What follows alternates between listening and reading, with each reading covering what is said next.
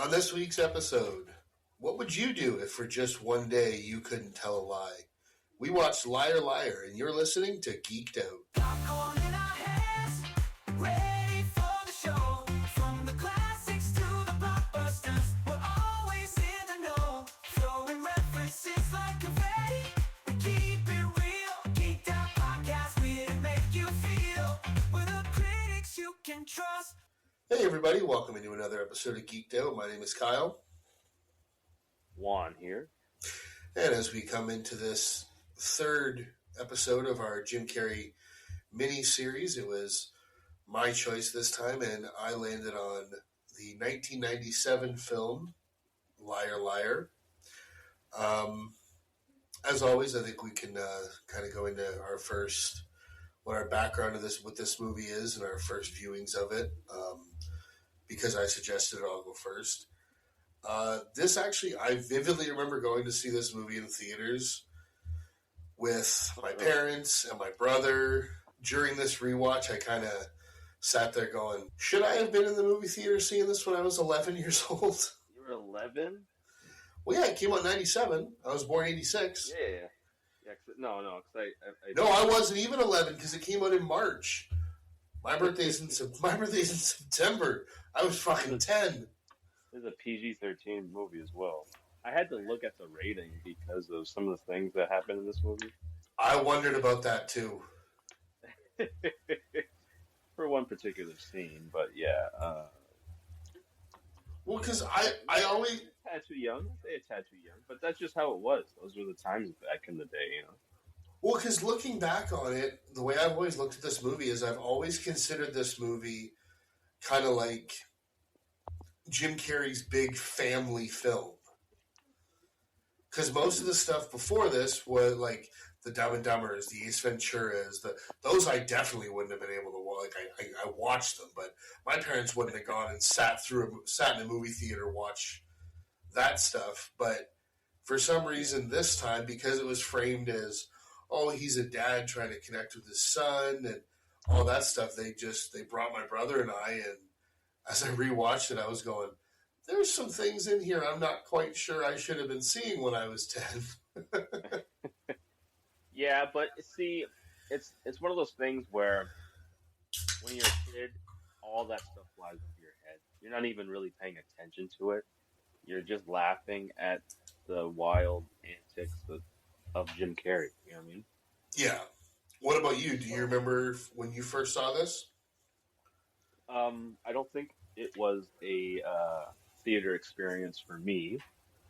I'm pretty sure it was a rental, if I'm being honest. And then we bought it, or my mom just bought it and we just had it. We're big Jim Carrey fans in my house, or in our house growing up. So if it wasn't a rental and then we bought it, it was a day one buy, and then we just had it. And it was one of those movies that we rewatched quite often. So yeah, I haven't seen this in so long, only because I seen it so much as a kid that you know the movie already, and it's just one of those movies. I don't know why I didn't revisit, because I enjoyed the rewatch that I did not too long ago, and yeah, I don't know why I didn't revisit it, but I should have, because it was a good movie. So one of the funniest things about this movie is we owned it as well in my house, and this is probably the Jim Carrey movie that I've seen the most in my entire life, and I think because it was because of the risque nature of movies like Dumb and Dumber and Ace Ventura, which as much as I love them, I think so. My dad has a very similar sense of humor to me. My mom, not so much. It's what she calls stupid humor and just kind of rolls her eyes most of the time. So Okay. I think my parents kind of balked at me owning a lot of his movies, but this one they had no problem with. So this was just a kind of regular rotation. And yeah, this is probably the Jim Carrey movie that I've seen the most. And from the moment I turned it on, I was probably able in my head to recite almost his entire dialogue for almost the entire film. So like that's Yeah, how much I've seen this movie. yeah. Once he started going, once he started, you know, talking in the movie, a lot of it definitely unearthed a lot of memories because I too remember most of the dialogue, at least from Jim Carrey's uh, dialogue in the movie. It's well, crazy. well, one of the things that so when I'm doing a task that's kind of monotonous, whether it be working or just something around the house or whatever, in my if I'm not listening to anything on like on headphones, in my head, I tend to just think of random movies and like almost replay scenes in my head or just things like that. Just because I've always been someone who when I watch movies, I remember lines from it, and I'm that annoying guy who will recite lines as I'm watching a movie. And Will you randomly just say them, like just unintentionally just blurt out a quote sometimes, because you're thinking of it, it'll come out. like, Yeah, same. so I noticed that when the scene when he gets pulled over by the cop and he gives that whole long-winded speech, there are times when I've been sitting just doing a monotonous task and I will just start in my head going through that speech. I've had it memorized since I Oh, saw the movie. I don't know why, and it's one of those things that just I get bored or I get whatever, and in my head I'm like, "Yep, man, I followed too closely. I ran a stop sign. I almost hit a Chevy." Like that whole thing just, and I don't know why that is. It's just kind of the way my brain tends to work, I guess. yeah, and it's that and just how, you know, Jim Carrey delivered the line. He delivered it in a way that it was memorable, almost like a song. Um, Yeah, yeah, yeah, and the other thing that I didn't really I must not have really realized it when I was a kid, but when I was rewatching it now, I think this is the movie in from what I can remember where he does the most like facial acting. The like the amount of yeah, facial expressions that he makes in this, whether it's when he's trying to lie or especially like when he's in the courtroom and he's trying to get things out and he's just his whole face is contorting because he can't do it. yeah. Or when he just randomly did like the one in the when he's in court and he just starts doing crazy facial Yeah, expressions and he like grabs his lip or no, he puts his fingers in it his is. cheeks Yeah, and then yeah, and but that's just to name a few. Yeah, I would say this is probably the movie that utilizes his facial expressions and his physical comedy probably the most. Maybe not his physical comedy, but his facial expressions, probably, I'd say. well, and I hadn't really realized this until I was doing some research into some of the trivia on this movie. But one of the reasons that Jim Carrey agreed to do this movie is he was excited to play a character who was just a normal person who doesn't have to alter his hair or put on makeup. And when I looked Really? into that, well, Nice. if you look at it, every movie before How this that was work? Ace Ventura. He's got the hair. The Mask. He has obviously the prosthetics. Dumb and Dumber. He's got the hair and the removing of his tooth. Then he goes into Batman Forever, Ace Ventura When Nature Calls, The Cable Guy, and then this movie. So everything before this, he's not like he's yeah, some of them he's playing just a person, but he's playing a person with Yeah, the crazy hairstyle or the prosthetic makeup. Whereas this movie, he basically was able to just show up on set with his own hair, get a little bit of makeup done, and you're ready to go. And I think, and he said that was one of the things that he was really excited to do with this movie. mm, how that work? How that work out, Jim? Because I seen you with some crazy hair a couple times in this movie. Yeah. Uh, I wonder, like, what day did he realize, oh shit, okay, what I wanted, what I signed up for, isn't what is happening right now. It was it day one, like day two? Yeah, I don't know because yeah, he does get a little. As much as he is a normal person, he has certain moments where he just becomes unhinged in this movie. Yeah, but like his physicality and his facial expressions, they start really early, at least when he's with, when you first see him with Max, at least. But he's still, I mean, he's as normal as a person, you know, Yeah. uh, but Well, let's get into the. still a little bit there. Yeah. Well, let's get into the details of the movie before we talk about it any further. So, this movie was originally released March 21st of 1997. With an estimated budget of $45 million, it had a worldwide box office return of $302.7 million. It is currently sitting at 6.9 out of 10 on IMDb. The tomato meter on Rotten Tomatoes has it certified fresh with 83%, and the popcorn meter, the fans have it at 75%. It was directed by Tom Shadyac, same guy who directed Ace Ventura. It was written by Paul Guay and Stephen Mazur. And I also read that Judd Apatow had an uncredited script rewrite. I don't know if that's true or if that's just IMDb trivia nonsense. That could be true. Sometimes that things like that happen all the time, especially with like comedies, people that punch up the script. Yeah. I wouldn't doubt it. I mean, it's definitely very possible. Mm-hmm. But I wanted to mention that.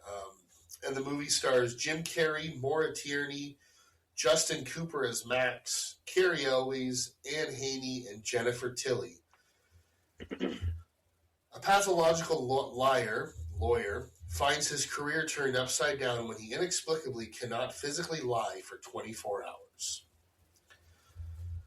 So to start the movie, Fletcher Reed is a defense attorney in L.A., and as said earlier, he is a pathological liar and a fairly absent father to his son Max. After Fletcher cannot attend Max's 5th birthday party, disappointing him once again, Max wishes that for just one day, Dad couldn't tell a lie. So to start this movie, when they're doing the opening credits, there's one thing that I have always hated this woman who plays Max's teacher. Okay. Why? I don't know why. I think it's the voice, the way she does like her hand motions when she's like, "Oh, he's a lawyer." I don't know what it is. She's always just kind of rubbed me the wrong way. Really? Yeah, I don't know why. Okay.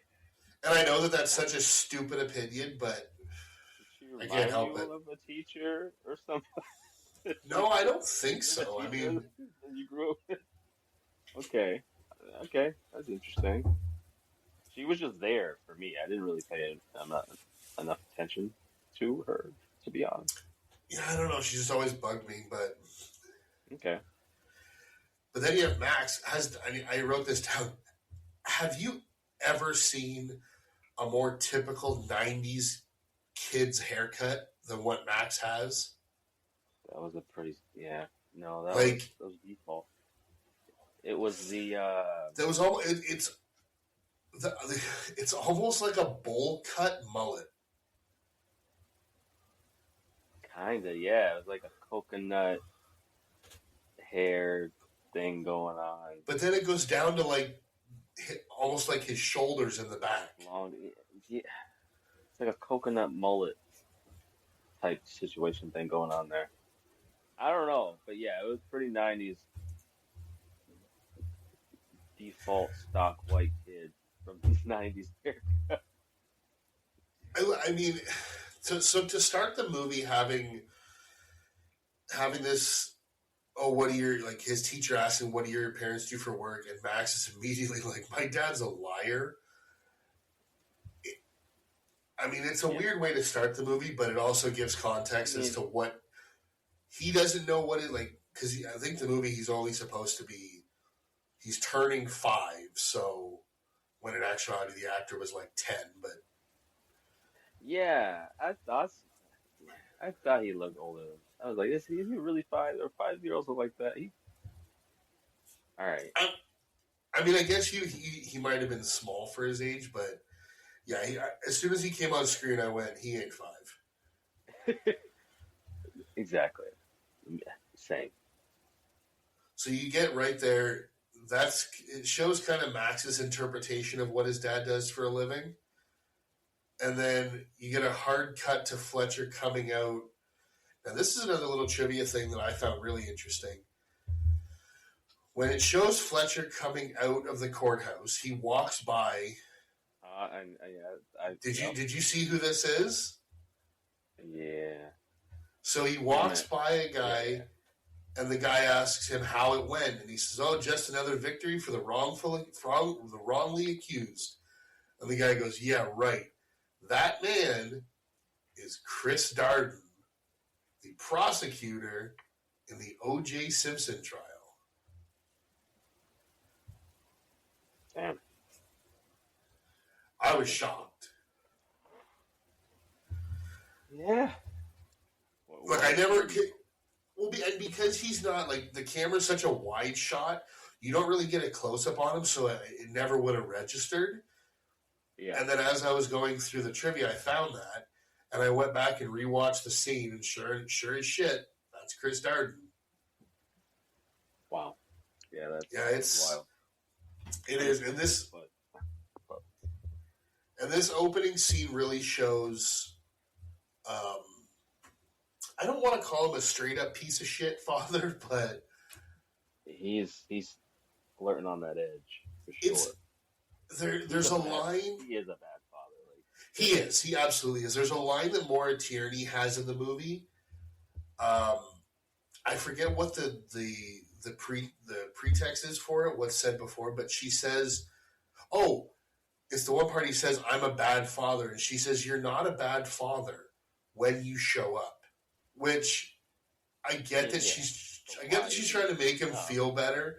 Yeah, I get she's trying to make him feel better, but it's like, well, if he was that good of a father, he would show up. Right. There's a reason why he's not showing up, and it's because he is selfish. He's picking the selfish choice instead of because it's not even like his son. He does do it because he is a very busy attorney, which I get, but he also has the ability to say no, or at least take a night off. I mean, okay, so when he misses for a few hours, when he misses the birthday party, as bad as it is, if he missed the party because he's literally at his desk, and he's got this pile of work in front of him and he can't leave, that's one thing. But he misses it to sleep with his boss. Yeah. Like, it's almost indefensible, and yet somehow it might be just the magic of Jim Carrey.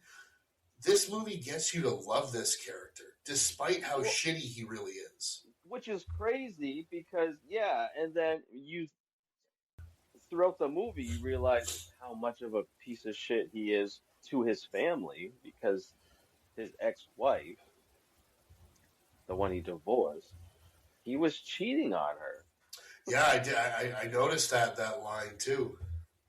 And they kind of, they establish this what the person this is, and yet because of Jim Carrey and he's a lovable person, charismatic, they kind of sweep a lot of that under the rug, including his ex-wife.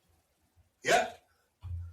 Yeah, I don't think I ever really noticed that, but yeah, she says to him, "Remember when we were married, I wasn't having sex nearly as often as you were." And right? It's like, and yet, even seem mad about it. No, she almost says it as if it's like a joke, as if they have been divorced for like 20 years or something, and it's what she's been over it. You know what I'm saying? Yeah, and I think they say it's been like 2 years. Which is crazy.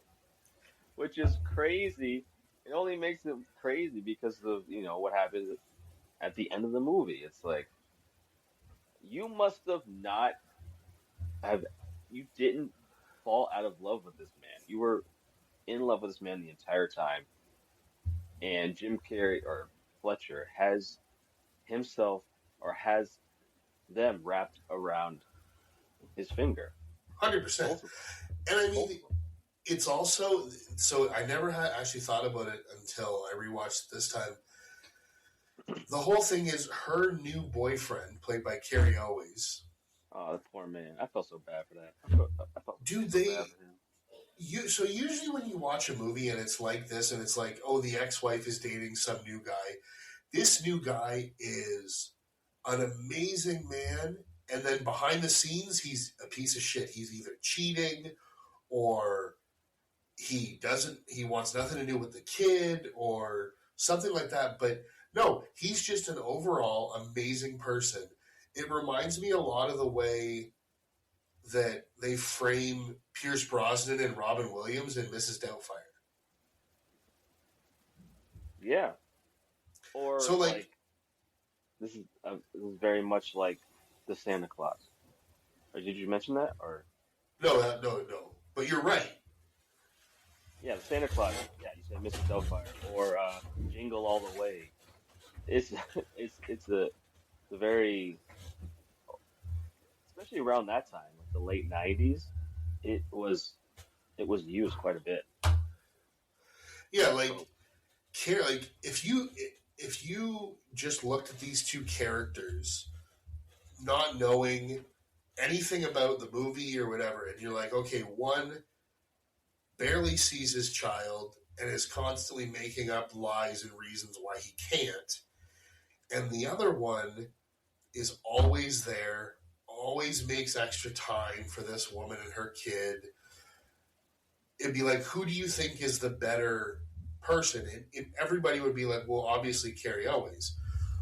But the movie frames it where we're rooting for Jim Carrey so hard that this man, as amazing as he is with her and with Max, he's the piece of shit. He's the enemy. We don't want him anywhere near Max or Audrey. Like, it's wild the way that they're able to frame it and get the audience behind them.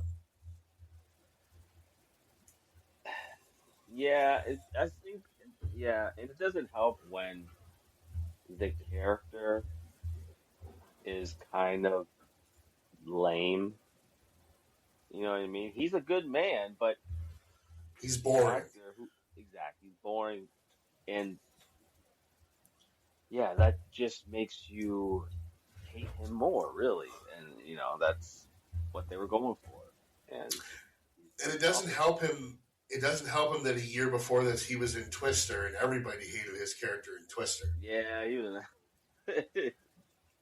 a little bit. Unrealized idea. Unrealized. Yeah, he's really good at playing an asshole, but not in Or this movie. a guy who saws his foot off in a bathroom. Yeah, But that's years down the road. right. So yeah, like with his, like they set him up to be this horrible person to the point where he even gets Max to his office, and it's revealed that he forgot to buy his son a birthday present. Like, that's what- yeah, Thank yeah, God, thank God for his receptionist Greta. That woman is a saint. yeah. She was. Yeah, I liked her. I liked her throughout the movie, man. Yeah, and she saved his ass because she knew. She knows him better than he knows himself. Well, it's when they even frame it when Max is telling Greta like, "Oh, tomorrow's my birthday." If you watch Jim Carrey's face, it's a look of like horror that comes across and like, "Oh my God, how did I forget?" And I'm just like, "How do you forget your 5-year-old's birthday?" I get that you're busy. I get, and it's just another thing that as I watch it this time, I'm like, how did they get the audience to get so behind this guy? Because Jim Carrey, man. I that's the only thing I can come up with Because is that his he's the funny man. his charm and his charisma on screen is the only thing that gets you to root for him.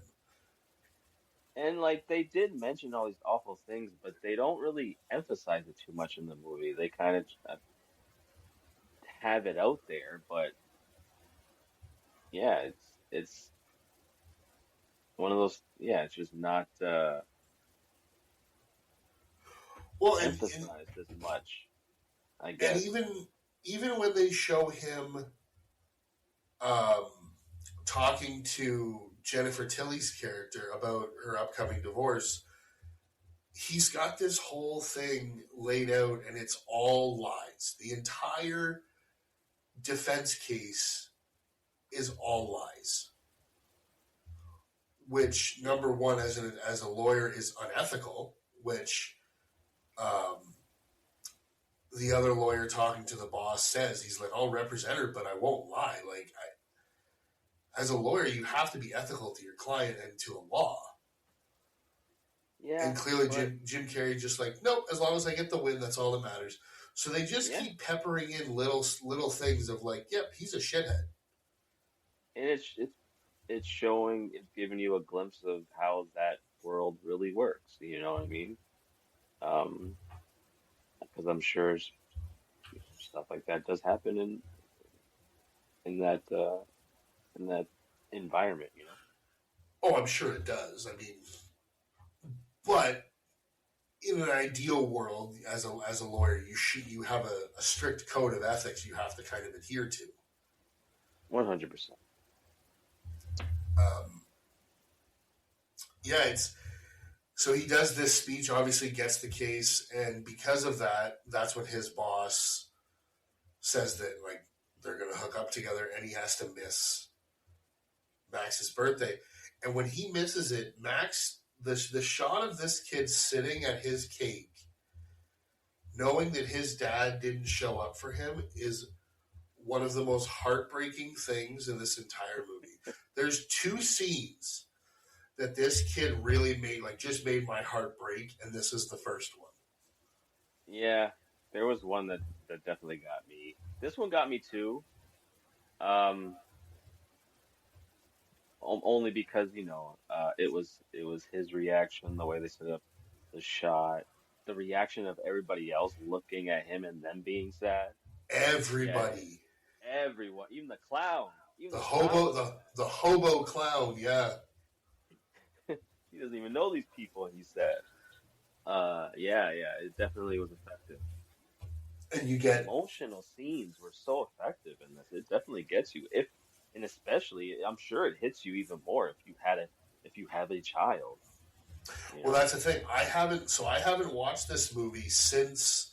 This is the first time that I've watched it since I've had my daughters, and it Mm. hits so much harder. Like, if I wasn't able to attend, like, if I chose, number one, I wouldn't ever choose not to attend their birthday party.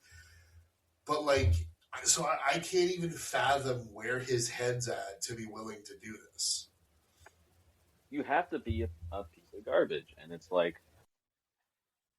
we again, it's like for some reason because it's Jim Carrey, we forgive him for all that. Yeah, Even yeah. like That's all I any can other get to is it's actor, his charisma. any other actor, after that scene, we'd all be mad at it. We should be mad at the dad at that point. Well, and then you Well, obviously because what happens, you know. because of this, you get the iconic wish for one day. I wish my dad couldn't tell a lie. And from this moment of the movie, like the first bit of the movie is funny, it's comedic. Once he has to be truthful, is when That's Jim terrifying. Carrey is just unleashed. Yeah, they Because from they this all moment on, it's the Jim Carrey show. um, it's a little weird that him and his boss decided to sleep with each other in the office, number one. Mhm. Yeah, a But little bit. which is I love the I've had better. Right? And he just keeps repeating it, which oddly enough leads into sexual harassment being played as a joke. I get that it was the 90s, but it was a little off-putting to see that. As memorable as this scene is, I was able to recite the whole thing, but I did laugh, but at the same time I was also thinking like probably not the way to get laughs nowadays if this was made today. Yeah. I mean, as for the most part, I think this movie holds up. But there's about three or four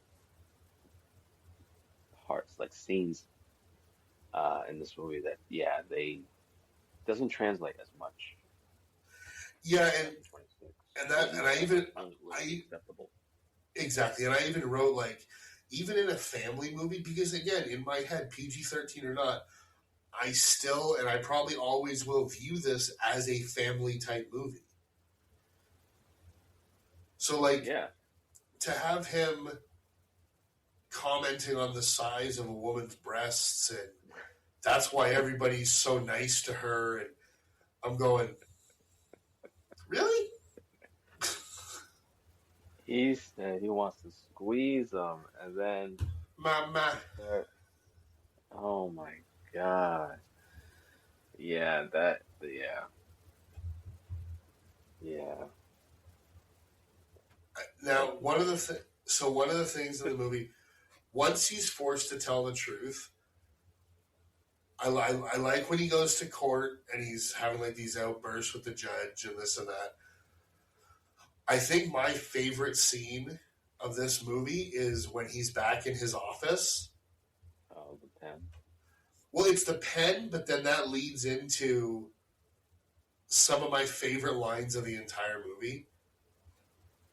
Um, so yeah, the goddamn pen is blue, whatever. That scene's always been the one thing that's always kind of made me question that scene is when he writes it on the desk and it says blue, then all of a sudden he has his hand just shoot off to the side and start writing The point random of the song. things. It's all Yeah, they, it's like his they body portray it like got possessed, yeah, they portray it like his hand is like out for revenge on him, and I'm like, that's not what this is. right? It's not Idle Hands. It's a different movie. Yeah, it seemed like his part of his body was possessed, and he couldn't control his arm. It's like it had his mind of its own for a scene.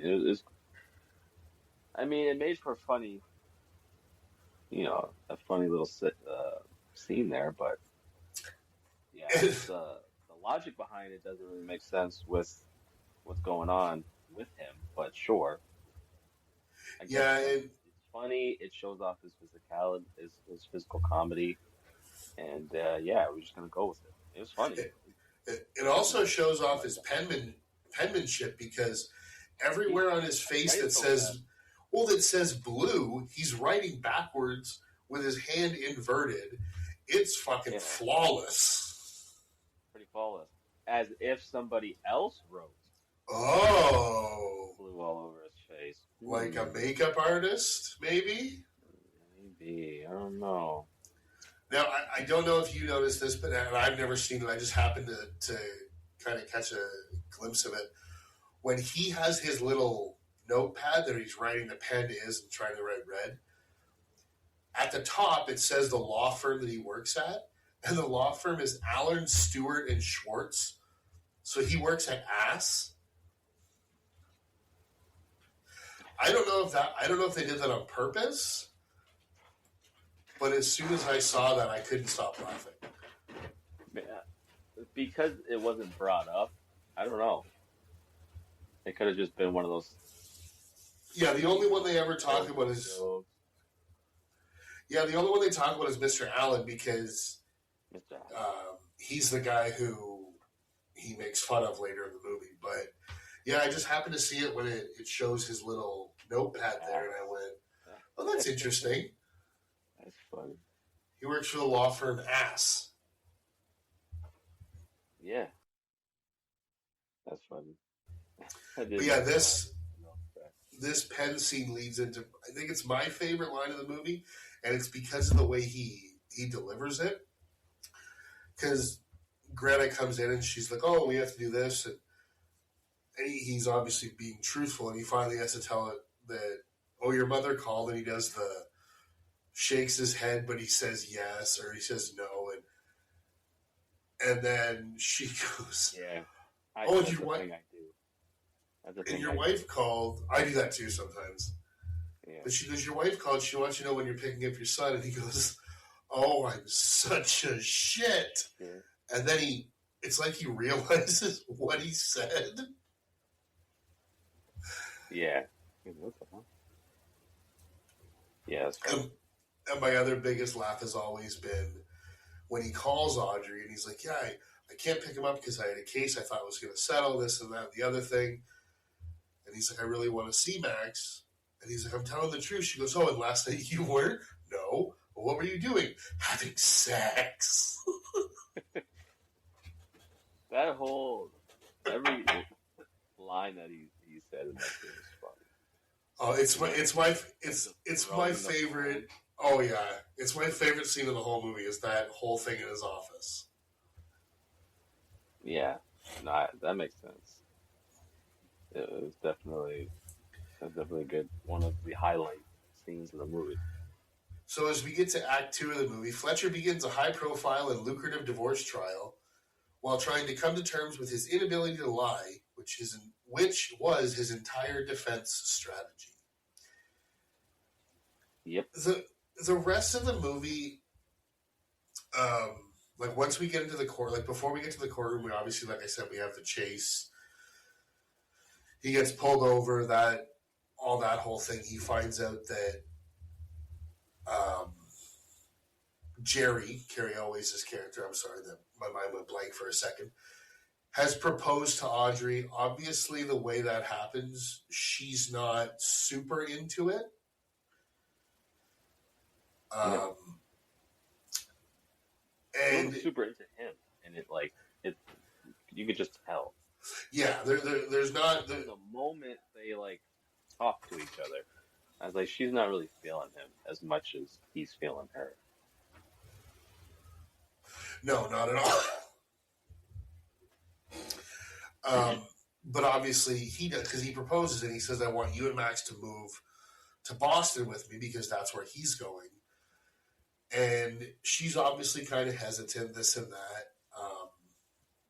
But after this whole thing with Fletcher, she kind of realizes he's not he doesn't come around like he should, and maybe it's almost like she accepts, or she's going to accept the proposal and move just to teach him a lesson. Yeah, that's exactly what I got from that. Because no, I don't. Doing it not because she cared about boyfriend. She was doing it to spite. No, I don't think she wants to marry this guy or move to Boston. But it's like, hey, you know what? If it's gonna teach him a lesson and show him what he's really losing, if I'm gone, I move Max across the country, which is wild.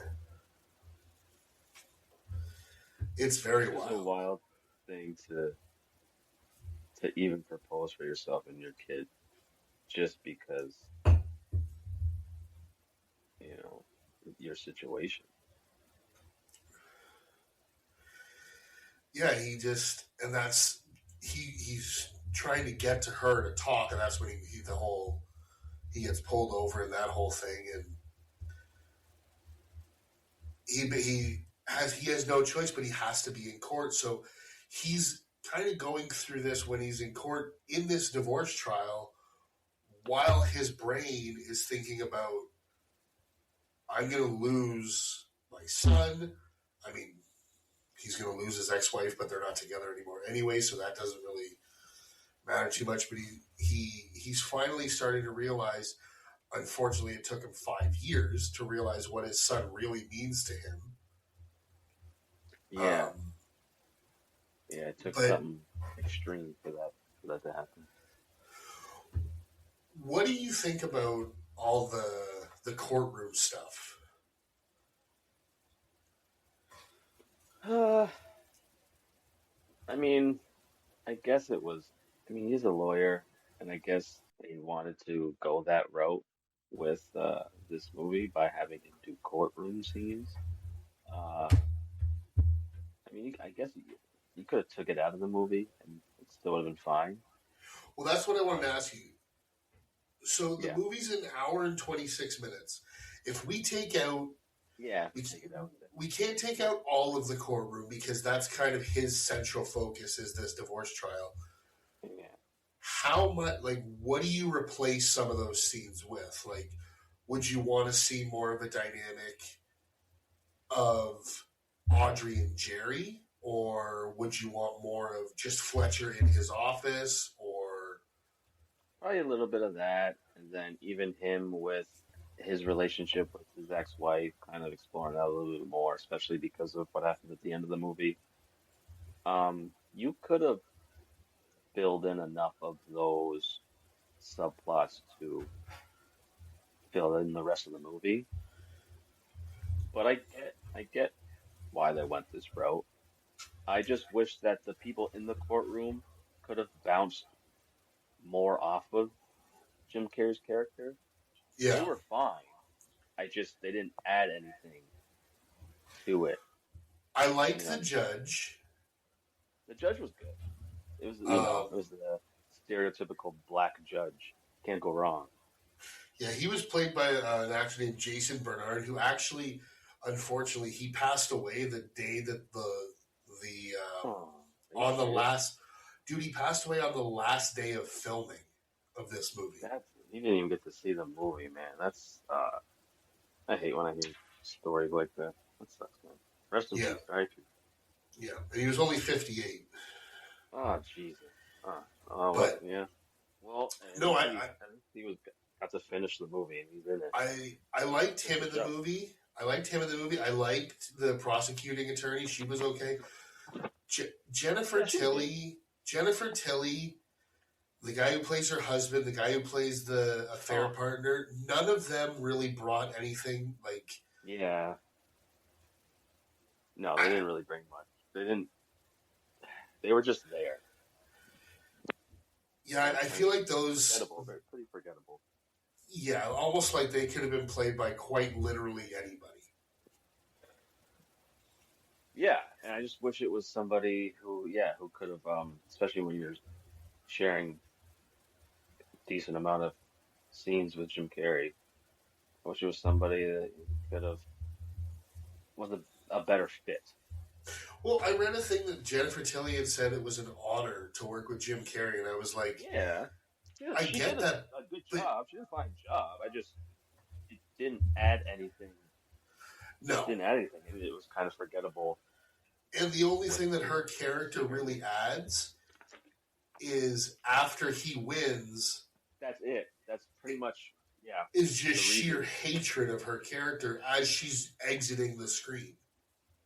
Yeah, exactly. And you didn't really need a whole subplot to get to that particular scene, which No. I think that's partially why they had that in there, just for that to draw that emotion out of that scene.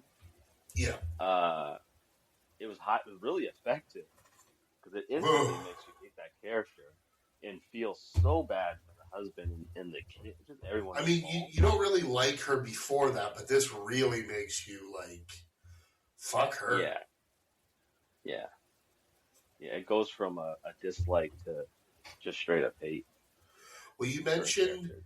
you mentioned emotion. Before we get back to the courtroom, this is the other scene that I was referring to. I don't know if this is I what know you were exactly what referring you're to. saying. I know exactly what you're saying. I think. Um, Go ahead. when he goes to Max's school and wants him to unwish Yeah, because Audrey told him that's what Max was doing that last night, was wishing that he couldn't tell a lie, and he realizes, well, his wish came true.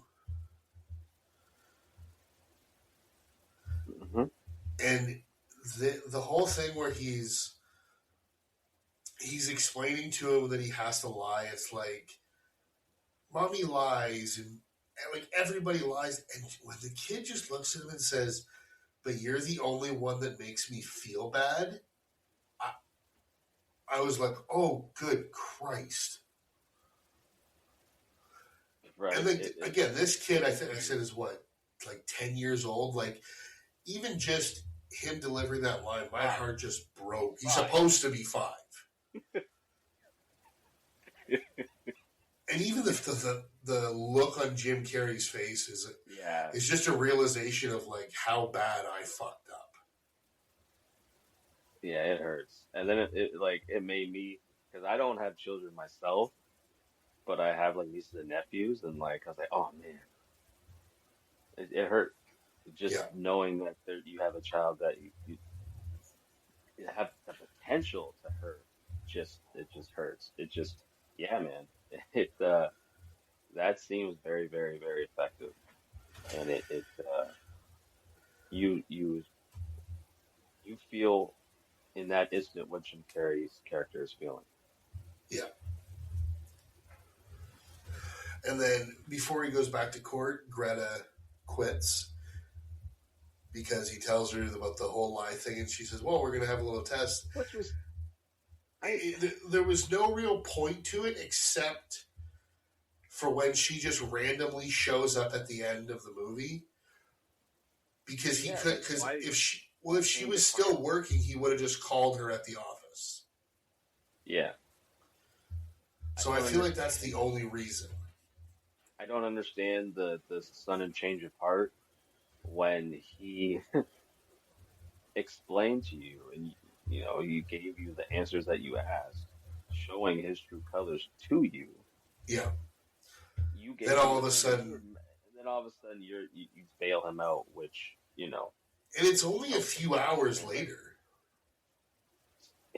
yeah, and it's not. It's he did things that would be unforgivable for most people, Yep. especially somebody that even if you liked that guy before, you cared for him, you even say you loved him or there was a love there, you would hate that. You would not be in a position to want to bail him out of jail No. Well, and a few hours later. even the last thing that they say, and this was actually taken from a real court case when she says that um, a friend of hers had a burglar on her roof. He fell through the skylight and cut Oh himself yeah. on a knife. And she's like, the burglar sued my friends, and because of basically, she doesn't say the word scumbags, but it's kind of implied, like because of scumbags like you, the guy won. And she goes, my friend had to pay the burglar $6,000. Is that justice? And he goes, no, I got him 10. Like everything leading up to that, already he's proven to you that almost everything he's told you has been a lie. He's not worth your time, and then he continues and piles on with this, and like I would have gotten this guy even more and hurt your friend even more, and yet, like you say, what 3-4 hours later, she shows up and bails him out of jail. It's wild. It's not realistic. That would never happen. It would never happen unless no. It's just there's no circumstance. I mean, You on know. that same note, would somebody's ex-wife also really help them get their car out of impound by paying off $1,600 of parking tickets? And why did she have to pay those off? He's a very well-to-do lawyer. Why couldn't he pay those fines? Right? Did they like is his all his wallet and shit in the car? I have no idea what the reasoning is, and they never really talk about it. Probably because again, I wouldn't say this movie is geared towards children, but it's that again, as I said earlier, the family I don't movie. know. I don't know if this is geared towards children because of the some of the I think it's geared towards teenagers. topics. I would yes, definitely more teenagers. Yeah, but a family with a teenager instead of a family with a kid. This is a family with PG-13. Yeah. Now, um, the scene where he does the roast of his boss, I've Yeah. always found amusing. When we're talking about scenes that could be cut from the movie, I don't Or necessarily think we need it. Like, it doesn't need to be in the movie because nothing comes of it. Like, everybody laughs, and then it's the end of it, and you just see that guy in the courtroom later observing him. yeah, Like, it's one of those like stereotype things that happens in like things. I don't know why they always have to impress or try to make partner, and then they have to impress the boss in order to make partner. Making partner has always been like but wouldn't you need to? a MacGuffin for anything to do with like a lawyer courtroom TV show or movie for some reason, and this just doesn't escape it, and they just had to utilize that subplot in this movie, and this is the route they went. I But don't. Yeah, you could have taken it out of the movie. It doesn't add anything to it. It's a nothing burger. Wouldn't you think that he would need to impress all three partners, not just one? Yeah, I mean, yeah. If they establish that there are as many partners, you would think that yeah. But But no, they only had enough time for one. So I mean, this brings us back into the courtroom for what's kind of the swan song, the finale of the trial. Um, we didn't bring this. Oh, we know this is when it happens because they call a private investigator to the stand. They very wisely show that she shows up with her kids or their kids to the trial. And they have this private investigator talk about, Mr. Cole would go to work, and there would always be a guy that would visit the house for 1 to 4 hours, and I was able to make a recording, and they just play a fucking audio sex tape. man, Which it again, was uncomfortable. It was which again, it went on too long. It went on too long. it really did. And again, I watched this movie when I was 10 in the theaters. Yeah. Not knowing what I was hearing. And they definitely should have cut the fact, they should have cut out the part that they cut to the two kids. Yes. Listening in on it because they were in the attendance in the courtroom there. Yeah, because it just reminds you. It just reminds you that they're there. It just once you see them, the cringe or the uncomfortableness doubles. Yeah. It's like, can we just get this over with? Like, can we stop? The only part of that I found even a little bit amusing is when Jim Carrey does the yell with the water in his mouth, and he goes, "How do we know that the voice on that tape is Mr. Cole himself?" And right on cue, she's like, "Oh, you're so much better than my husband," and he just goes, puts his head back, like, "Are you fucking kidding me?" I mean, yes, that was the. You could have just had that as like a 5-second scene. We don't need to hear 20 seconds of this fucking moaning and screaming and. You didn't have. It went on too long to get to that funny part. You could have just cut it, edited it to where it got to that part a lot quicker. Yeah, it was too much. And he keeps realizing like that he's got no way out, and his way out is he beats the shit out of himself in a bathroom, which Jim Carrey did with no stunt double. Yeah, I can believe all of the sounds, all of the sounds of like him hitting his head on the wall, doing the the toilet seat, that's all Jim Carrey really doing that. The commitment that this guy has to these bits and these just being comedic, and it's astonishing to me. Yeah, man. He was in his peak form in this movie, man. And that scene right there, well, yeah, where he's kicking his own ass is everything is on display in a way that's unexpected because I don't think I've ever seen a scene where a man is beating the shit out of himself. No.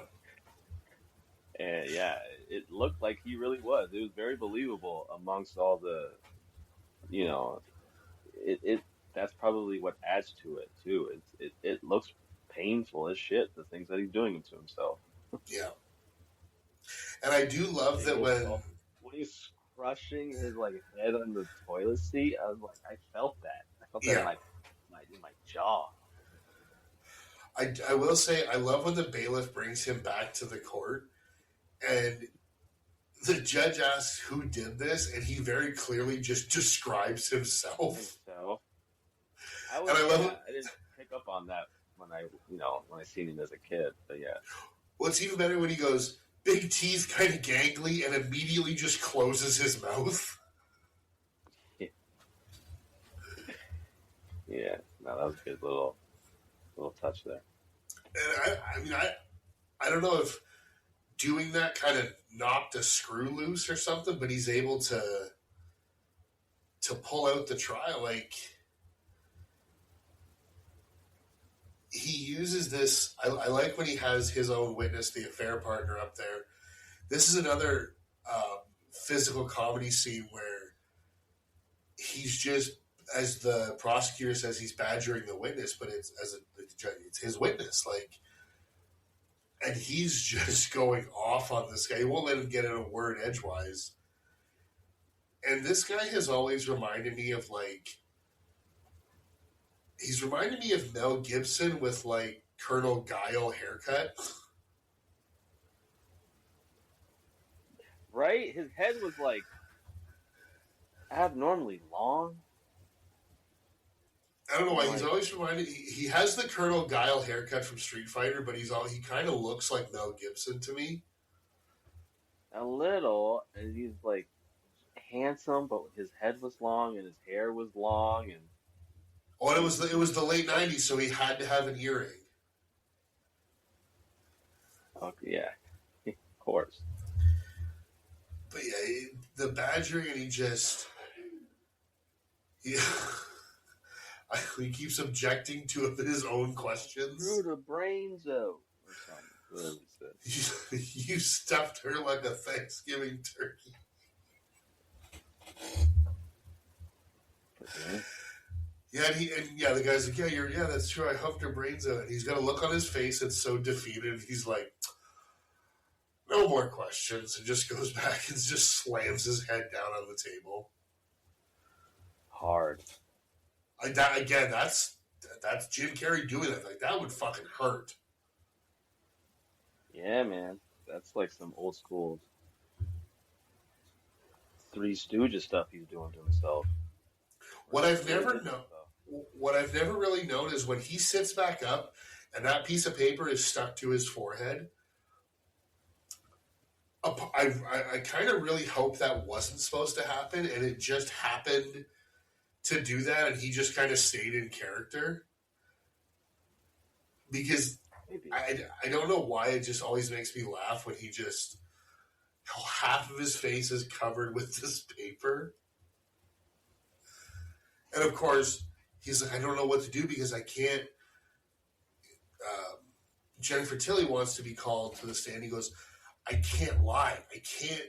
There's no way I can put you on the stand and use our defense strategy that we talked about because it's not going to work.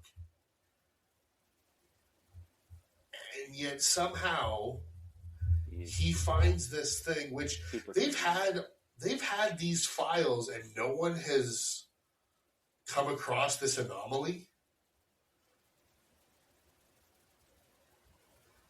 Right? Like that this information is now just becoming known. Like, Because usually lawyers are very thorough and they ask you many questions and they get as much information as possible. You would think something like that wouldn't get like you would notice that. but like, even not only the asking of the questions, they have photocopies of both driver's license and birth certificate. I can't imagine it would take very long for them to go, hey, wait a minute, these dates don't match. Exactly. Because usually lawyers and have paralegals and they go through stuff like this and they catch stuff like this on both sides. So yeah, that would have definitely been caught pretty early. Yeah, they never would have even had to go to court. Yeah. But also, when he's going through her driver's license and it lists her hair color and her weight, what kind of driver's license are you holding that shows your hair color and weight? Right. Height, of course, but not weight, No. because it fluctuates with people. I mean, maybe in certain states in the United States that's a thing, but I don't. I didn't look into it, but so. I don't think so. But yeah, the theatricality of the way he brings this across, because he knows what's going to happen. Like, he's already figured this out. He knows there's only one outcome, and he just decides, instead of just bringing this information up, he's like, nope, I'm going to put on a fucking show. I'm going to put on a performance. Mm-hmm. And it works. Like, it's a great scene to watch, right up to the Jordan fades back swoosh. Like, It's a great Jim Carrey scene, and it. But one thing that is totally 100% unrealistic that would never happen is the fucking audience reaction. Clapping, no. They don't do that in courtrooms. I said the same thing. They're not supposed to do shit like that, or they'd be held in contempt. God damn it, man. I said the exact same thing. I was like, they would not burst into applause. Fuck no. And it takes you out of it. You're like, oh man, yeah, this isn't real. But yeah, he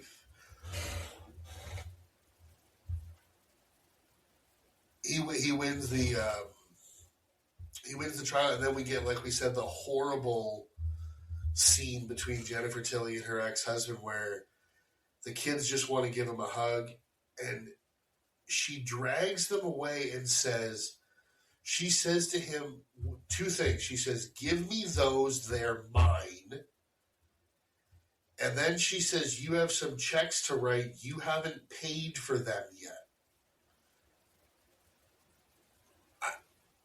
I was like, yeah, that's straight evil. Like, all I could think of was, this woman is going to get home and send these two off to boarding school, and she's never going to see them again, aside from, like, summer vacation, until they're 18. 100%. While she's, screwing countless men and drunk, you can already picture that kind of life. And it's you just feel bad. You feel bad. But that brings us to, so after he wins, so Fletcher wins the divorce trial, but has already found out that his ex-wife, intends to move herself and Max to Boston with her current boyfriend slash fiance. Not sure where we really left off with that one. He has realized the error of his ways and determines he needs to do whatever he has to get Max back. Again, this is where the movie, like, it's been unrealistic because obviously a birthday wish came true. Now it becomes like batshit crazy because he gets to the airport. Well, first he gets bailed out of jail by Greta, But then he gets to the airport and hijacks. I don't even know what a stair car. I don't know what. Wait a minute. What did I miss? How does he get into, like, how does he get past security? Oh yes, Tarmac though. yes, he hides in a duffel bag. He The Jim Carrey contortionist special. It's funny because when that bag fell, you know he wasn't in there. No. He would have broke his knees in his back. But yeah, and then it cuts to him opening out of the bag. And I mean, I know it's a completely different thing, but him coming out of this bag, all I could think of was the rhino. Same. Maybe because the bag was gray. Yeah, and also because as he opens it, his arms come out and he separates the bag, and I was like, oh, this is just the rhino scene, just quicker and less gross. Which makes sense. I don't know if the director directed both Ace Ventura movies. I know he did the first one. I'll take a quick look. But there was a couple things that they did in Ace Ventura that they did in this movie. Like when he did the ticket scene, it's very much like the scene from Ace Ventura at the end, where he's given that long, in one breath monologue. Yeah, no, he didn't. Tom Shadyac did not direct Ace Ventura 2. Steve Odekirk directed it, who you know from Kung Pao Enter the Fist. Oh, he directed the second Ace Ventura? Yeah. That's awesome. I love Kung Pao. That's a total guilty pleasure movie for me. Yeah. I assumed Tom Shadyac had directed both Ace Venturas as well, but no, it was a different guy. But no, there were a few times where you can kind of see the parallels. But yeah, he gets out of the duffel bag and hijacks. Again, I don't even know what these things are called. Drivable stairs? I think it's just called a stair car, to be honest. Which, I know that the plane is just taxiing. And so it makes a little more sense that he's able to catch up. If the plane was on the runway for takeoff, there's no way. Yeah, because, they have to position themselves before they can take off. So yeah. But I don't think they're supposed to go that fast. I don't think so. So there's a possibility this thing could catch up to it. But I also don't think these things...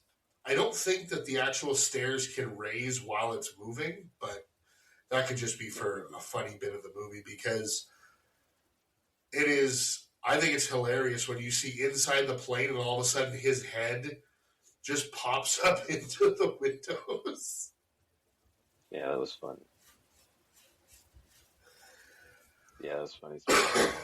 Yeah, he finally, makes it to his family there, to Max. And almost gives his ex-wife a heart attack. Right? That's the last...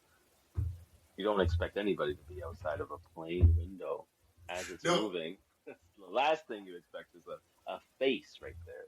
And I just love Carrie always going, because this is like the two of them. He says, "I love you," and she says, "Thank you." And there's a whole thing of like, she's not into this at all. Well, there's a whole thing where she's like, "Oh, something's bothering me," and he goes, "Oh my God, it's Fletcher." And she goes, "No," and he goes, "No, it's Fletcher." And just points at the window. Yeah, and when he said, "I love you" to her, and thank you. I felt so bad for that because you could tell on his face he was just disappointed. And he even says like, "That's not the answer I was hoping for." Like, I was like, "Oh man, right there, you should have been, bro. Right there." I'm sorry. Has anyone ever said "I love you" and had the response be "thank you"? And it's like, that's exactly what I wanted to hear. Like, obviously, that's not the response you wanted. Because he can't say what he really wants to say because he's on a plane right now full of a bunch of people. True. So he went with the most PG response, which But he won't be for long because Jim Carrey gets. Not only does he get this thing to keep speed, he pulls almost ahead of it and gets them to pull over by throwing a shoe at the thing. So the plane stops, pulls over, but then he crashes and goes flying. He'd be dead. Because he's already like 40, 50 feet in the air. He crashes, goes flying, I don't know how far. Like, he'd be dead. I'm sorry. it was quite ridiculous, that whole sequence. But yeah, but I mean, the emotional stakes in that moment, it makes you root for him. So Yeah, and even when he wakes up and Max is so concerned about him, he says, I'm never going to leave you. I'm all this stuff. Did you happen to catch, there's a famous cameo. oh yeah, Did you see him? yeah. I made it like I haven't I didn't make too many TikTok videos, but I did make one that involved the cameo in this movie. It got a decent amount. It went like almost viral. Got like a few 100,000 views. And yeah, 'cause I don't know. I guess a lot of people didn't realize the cameo in this movie, but I did. I noticed it instantly because he's one of my favorite characters. Go ahead. Who is it? It's Fire Marshal Bill. He makes it, and it's in the background, and you won't really notice if you watch. You have to look for him. You have to look for it. And it's brilliant. It's random, and I love it. Yeah, yeah, it's just because it's like the camera pans away from. I forget if it's panning away from Jim Carrey to the crowd or from the crowd to Jim Carrey, and you just see him as. It's from Jim Carrey to the crowd. Yeah, and you just see him as Fire Marshal Bill, and he's on like a walkie-talkie. Like, there's nothing to it. It's just a cameo of you see him. Yeah, he makes a cameo in his own movie, which is fucking. And once you see it, I don't think you'll ever be able to unsee it. You never will watch that scene again and not notice that, just because. Yeah. You can't. It's not noticeable until you notice, and then it's unnoticeable. I mean, that's all you notice. Yeah. It's and obviously because they have this moment of reconciliation, Max says, "Mom, do we really have to move to Boston?" And she says, "No, actually, this man, Jerry, is still such a good man that he is the one to say to Max, no, Max, you don't have to move to Boston. Like, he is now giving up this woman that he loves and the chance to be with her and this kid because he's like, no, what Max really needs is his dad." You're right. Yeah. Absolute MVP of the movie. And he was getting, he was picking up hints that how the ex-wife really feels. At least not about Fletcher, but at the very least about him. Yeah, because it's not like he's jealous that she's still in love with Fletcher. I'm sorry, but if we are in a relationship and I propose to you and you say yes, and then later. But she didn't say she didn't say yes. Oh, she didn't say yes. Because she's like, I'm not sure about it. And then all you hear later is that they're moving to Boston, and she's like, Jerry has asked me to marry him. She never says that we're engaged. Nothing. She just says, okay. Jerry asked me to marry him. She was still on the fence about it. Okay. Yeah. That makes sense. But, I mean, again, you still get that celebration between Max and Fletcher. We fade to black, and it's 1 year later. It's Max's 6th birthday party. Apparently, he has no more friends because there's no party. There's just mom and dad and a cake. And even before he blows about Jim Carrey, he's like, whoa. Are we sure we want to go through with this? As if and his wish is going to come true again. Well, that's what his ex-wife. She goes, "Oh, I don't think that's going to happen again." And the kid blows out the candles, lights go out, and when he turns them back on, the two of them are kissing, and I like Jim Carrey. Max, did you wish for your mom and I to get back together? No, I wish for rollerblades. The kid's a liar. He's full of shit. He 100% wished for them to get back together. Yeah. Yeah. Because he could. Yeah. You don't think if he asked for roller skates, his parents just gonna give them to him? I feel like he gets whatever the hell he asks for. So he's Oh, not gonna for waste sure. a wish. He ain't wasting a wish on no damn roller skates. No, when like you say, all you have to do is ask, and it's like, here you go. What size? How many pairs would you Roller like? skates. You should have said something else. Not buying it, but yeah. So yeah, the movie ends with Jim Carrey chasing the two of them around the house doing his claw. And I don't know, I guess they live happily ever after? Mm-hmm. Except we get... Did the version you watched... Where did you watch this? I watched it on Amazon Prime. I watched it through other channels.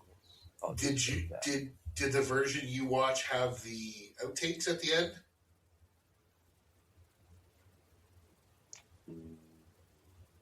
I don't know.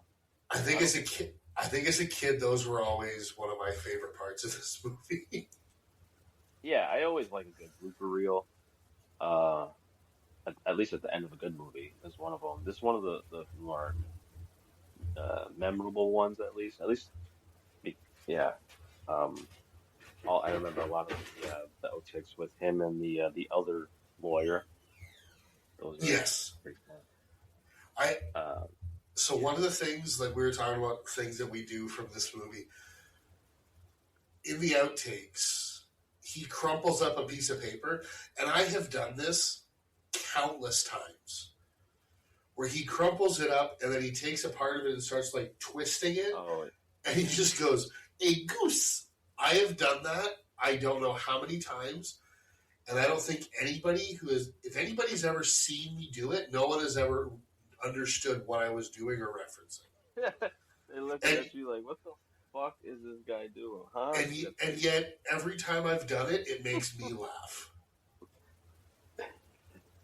Just you and no one else? Sometimes that's all I care about. Everybody's looking at you with a raised eyebrow. Oh, I'm sure they are. But they don't know. No. But that brings us to the end of Liar Liar. Unless there was anything else that you wanted to let's see my notes here. The only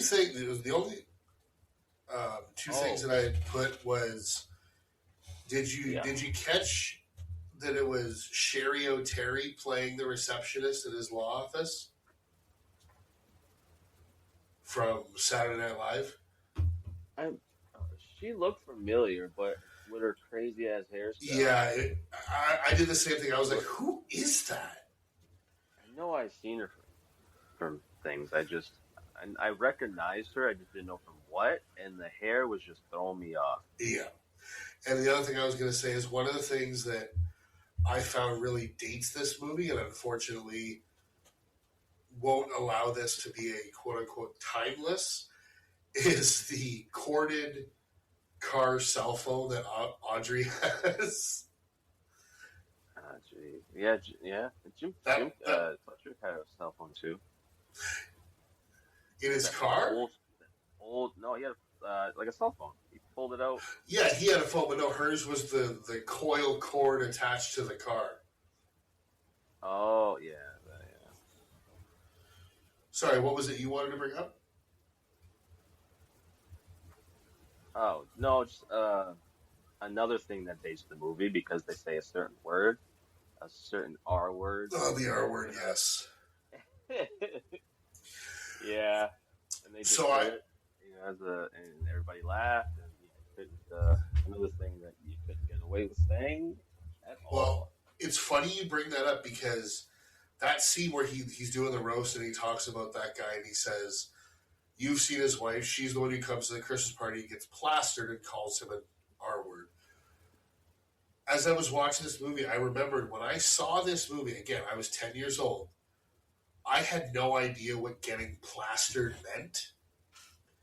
I literally thought that he was implying that she would go to these Christmas parties and have like a plaster mask put on her face.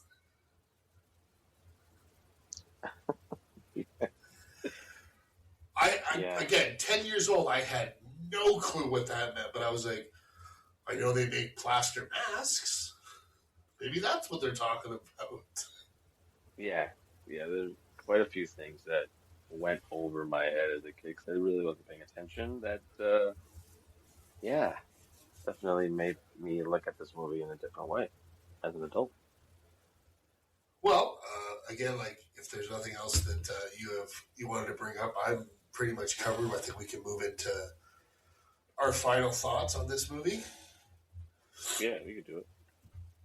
So I was the one who suggested this, so I'll go first. Um, I've been a huge fan of this movie since the day I saw it in theaters. It's hard to believe that this movie is almost 30 years old. Um, Yeah, wow. the I know I didn't really even think of that till just now when I went to say it. Um, Again, this was probably the movie of Jim Carrey's that I've seen the most. Had it on VHS, damn near wore that tape out, watched it all the time, and it's just there's something about Jim Carrey and his comedic stylings that I can just watch over and over, and I still, even watching it this time, I was still full on belly laughing, like, and these are jokes that I've seen I don't know how many times on screen. I thought most of the cast did really well. Again, the extras in the courtroom didn't really have much to do. I really liked the relationship between um, Max and Fletcher with Justin Cooper and Jim Carrey on screen. Even more at Tierney, the three of them really seemed like a legit family. And you throw Carrey always in there, and just all four of them were fantastic in this movie.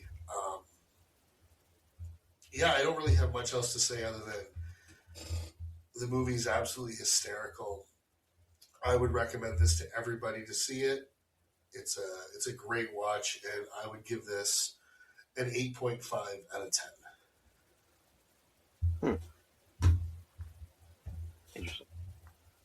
Yeah, I pretty much yeah, I agree with everything you said.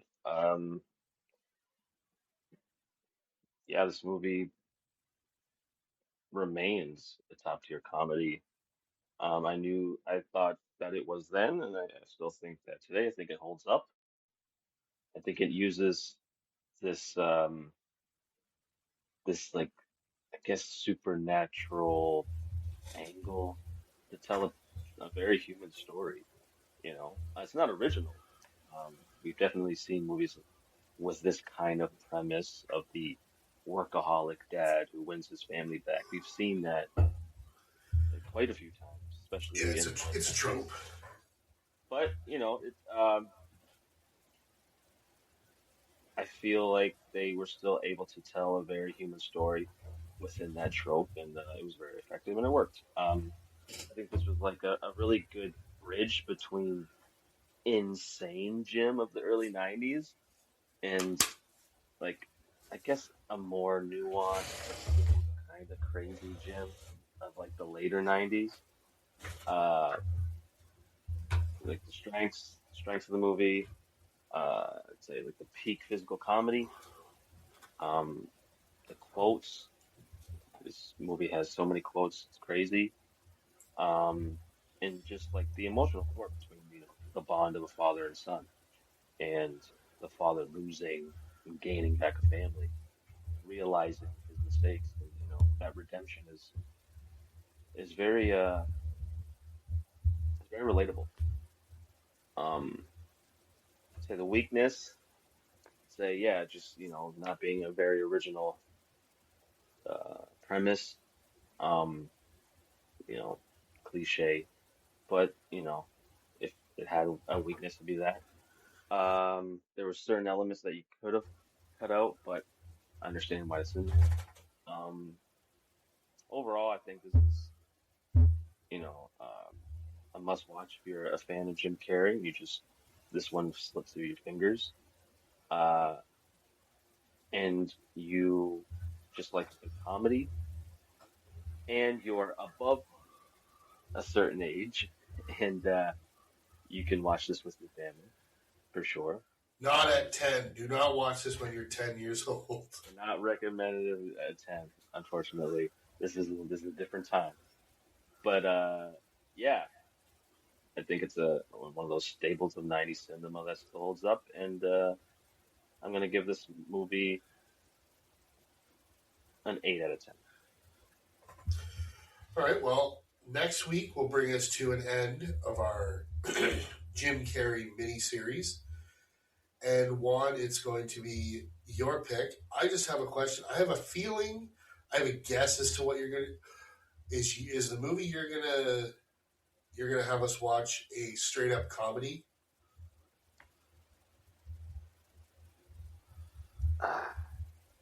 Yeah, we're going back to the Renaissance, man. I'm sorry, man.